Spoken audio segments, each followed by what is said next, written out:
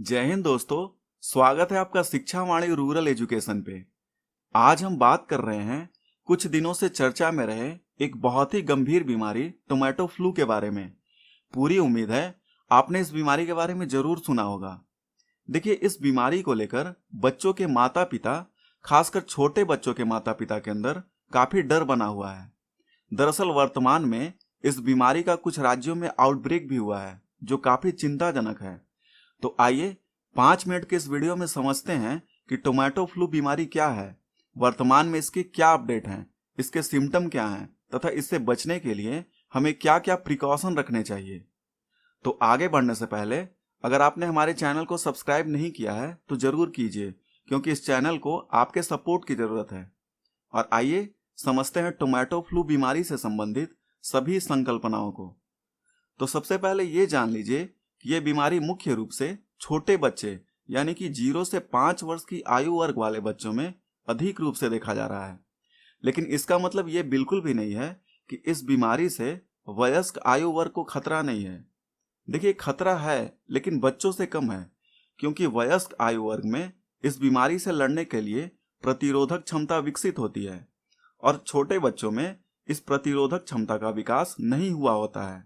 इसलिए इस बीमारी का सबसे ज्यादा डर छोटे बच्चों को है।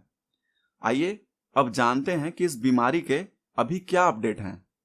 तो सबसे पहले, आज से कुछ दिन पहले इस बीमारी को केरल राज्य में रिपोर्ट किया गया था, लेकिन महज कुछ ही दिनों में इसका विस्तार केरल राज्य के अतिरिक्त तमिलनाडु, हरियाणा, उत्तर प्रदेश समेत कई राज्यों में इस प्रकार के कई केस देखे जा रहे हैं, जो एक सकारात्मक संकेत नहीं है। बेहतर है समय रहते इस विषय पर लोगों में जागरूकता रहे और लोग सतर्क रहें। देखिए, इस बीमारी को टोमेटो फ्लू कहा जा रहा है क्योंकि इस बीमारी से बच्चों के शरीर पर लाल रंग के फफोले आ जा रहे हैं, जो आकार में बड़े होकर एक सामान्य टमाटर के बराबर भी हो सकते हैं। देखिए, मैंने जानबूझकर यहाँ तस्वीर नहीं लगाया है क्योंकि शायद आप देख भी नहीं पाएंगे। वाकई में यह बीमारी बहुत ही खतरनाक है। इस बीमारी से ग्रसित बच्चों के मुंह, हाथ और पैर पर विशेषकर फफोले आ जा रहे हैं और सबसे बड़ी बात है, ऐसा होने पर बच्चों में ज्वाइंट पेन भी बहुत अधिक हो रहा है। देखिए, एक रिसर्च से पता चला है कि यह बीमारी आंत के वायरस के कारण हो रहा है, जिसके लिए प्रतिरोधक क्षमता आमतौर पर एक बच्चे में विकसित होती ही नहीं है। यही कारण है कि यह बीमारी बच्चों को ज्यादा टारगेट कर रही है। देखिए, यह बीमारी कॉक्सैकी वायरस A16 के कारण हो रहा है, जो कि आरएनए वायरस के समूह का ही हिस्सा है। वैसे आपको पता होगा कि आरएनए समूह से संबंधित वायरस थोड़ा जटिल या परेशान करने वाले होते हैं। और सबसे अजीब बात है कि इस बीमारी का वाहक केवल मनुष्य ही है। कोविड की तरह पैंगोलिन या सांप या बिच्छू नहीं है। इसका ट्रांसमिशन केवल मनुष्य के द्वारा ही हो रहा है। आइए अब समझते हैं कि इस बीमारी के सिम्टम या लक्षण क्या क्या हो सकते हैं। देखिए, अभी तक जो हमारे देश के बच्चों में पाया गया है, अगर उस स्थिति का आकलन करके समझा जाए तो जिन भी बच्चों में इस बीमारी के लक्षण पाए गए हैं, उनमें अचानक से एकदम तेज बुखार, शरीर पर फफोले या चकत्ते आ जाना, स्नीजिंग या नाक बहना, इसके अलावा पूरे बदन में ज्वाइंट पेन जैसे लक्षण देखे जा रहे हैं, जो लगभग सभी पेशेंट में सामान्य रूप से देखे जा रहे हैं। हालांकि इन सब लक्षण के अलावा कुछ बच्चों में थकान, डिहाइड्रेशन, खांसी के लक्षण, उल्टी या दस्त, डेंगू या डायरिया के लक्षण इत्यादि भी देखे जा रहे हैं।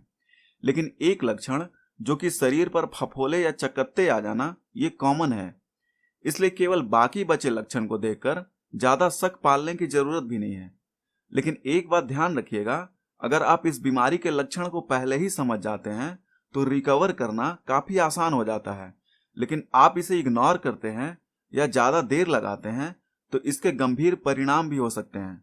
इसलिए बेहतर है जैसे ही बच्चों में ऐसी कोई भी लक्षण दिखे, आप तुरंत डॉक्टर की सलाह लें या सरकार द्वारा दिए गए गाइडलाइन का पालन करें। आइए इसके बाद इस बीमारी से संबंधित ट्रीटमेंट को भी समझ लेते हैं। सबसे पहले तो साफ शब्दों में ये जान लीजिए कि इसके लिए अभी तक कोई भी वैक्सीन या दवा विकसित नहीं की गई है।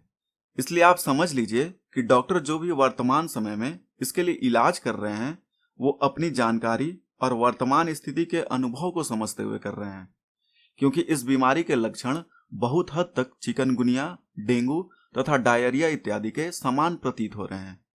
फिर भी सरकार और कुछ विशेषज्ञों के अनुसार इस बीमारी के लिए कुछ प्रिवेंशन तथा ट्रीटमेंट बताए गए हैं, जिसका अनुपालन आपको अवश्य करना चाहिए। आइए इसे समझते हैं। सबसे पहले इस बीमारी से ग्रसित बच्चे को थोड़ा गर्म पानी पीने की सलाह दी गई है। साथ ही उनके डाइट में लिक्विड कंटेंट जैसे कि जूस या एनर्जिक ड्रिंक वगैरह ज्यादा शामिल कीजिए।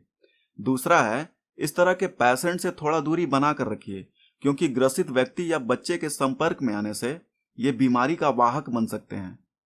आगे है, शरीर पर जो फफोले या चकत्ते पड़ रहे हैं उसे टच करने से या छेड़ने से बचिए, क्योंकि ऐसा करने से यह और भी फैल सकता है। इसके बाद है, जैसा कि हमने बात की है, इसमें ज्वाइंट पेन अधिक होता है, तो ऐसे कंडीशन में पेशेंट को ज्यादा से ज्यादा आराम करने की जरूरत है। इसके अलावा हैंड वॉश करते रहिए, साफ कपड़ा पहनिए या नियमित अंतराल पर पेशेंट के कपड़े बदलते रहना भी एक अच्छा विकल्प हो सकता है। और सबसे बड़ी बात है, तनाव में बिल्कुल भी मत रहिए, क्योंकि अभी बिल्कुल भी उस तरह के भयावह हालात नहीं है। तो ये जानकारी अपने दोस्त परिवार में जरूर शेयर कीजिए। साथ ही अगर आपके बच्चों में इस प्रकार के लक्षण दिख रहे हैं तो जल्द से जल्द डॉक्टर से संपर्क कीजिए। आगे इस बीमारी से संबंधित कोई भी अपडेट आता है तो मैं आपको जरूर बताऊंगा। तो आज का सेशन आपको कैसा लगा कमेंट बॉक्स में जरूर बताइए। साथ ही वीडियो पसंद आया हो तो इस जानकारी को जरूर शेयर कीजिए, लाइक कीजिए, चैनल को सब्सक्राइब कीजिए। आपका दिन शुभ हो। धन्यवाद।